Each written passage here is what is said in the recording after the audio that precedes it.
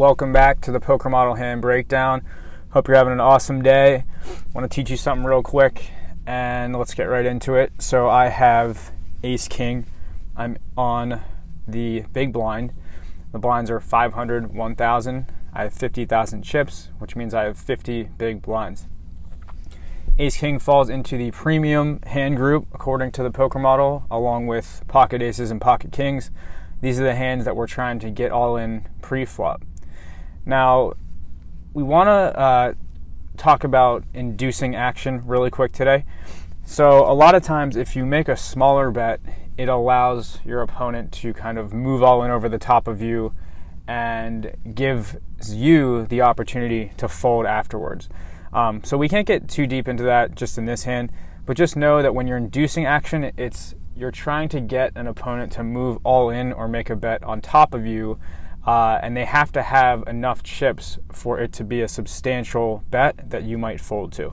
So anyways, we'll get into that in another video, but I want to show you how this hand moves around. So again, I'm in the big blind, and the action folds all the way around to the button. Now the button had 21,000 chips, which is 21 big blinds, and he decides to make a min raise of 2,000. Now that 2,000 raise puts him under the 20 big blind threshold, and we all know at this point that when you have under 20 big blinds, you kind of have to be going all in or folding, generally speaking, pre-flop. Now I have Ace King. Remember, my goal is to try to get my opponent to go all in. So because he has such a short stack, if I just make a 3-bet here, let's say it's to 6,000, I'm pretty much saying, like, I want to go all in with you.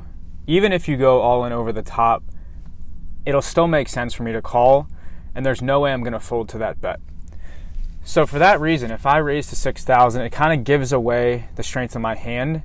It kind of says, hey, look, like, I kind of want you to go in over the top, but I can call, and I have to call if you make that move. So we're not going to do that here. What we're going to do is we're actually going to move all in.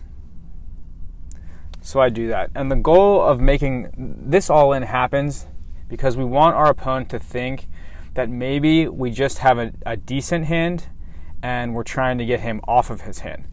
So think about the comparison. We're either going to put him all in and have him thinking like, man, maybe he's just trying to get me off the hand. Maybe it's a weaker hand. Maybe I can call with something like Ace-8 or King-Queen, something like that. Instead of, he 3-bet me to $6,000 and I can't call because my stack is so short, and I can't move all in because he has to call based on how much money is in the pot. So I make that move, and my opponent folds, and that's really the end of the hand. So this is a quick one, but remember the concept here is that sometimes making a bigger bet and making an all-in bet actually makes your hand look weaker. So in this situation, I actually had a better chance of getting called by making this all-in play instead of making a standard 3-bet. So thanks for joining us today. There's a lot of situations like this that we can help you out with. Feel free to comment or get involved on any of our platforms. And again, we thank you for joining us today for the Poker Model Hand Breakdown, and I hope you have a great one.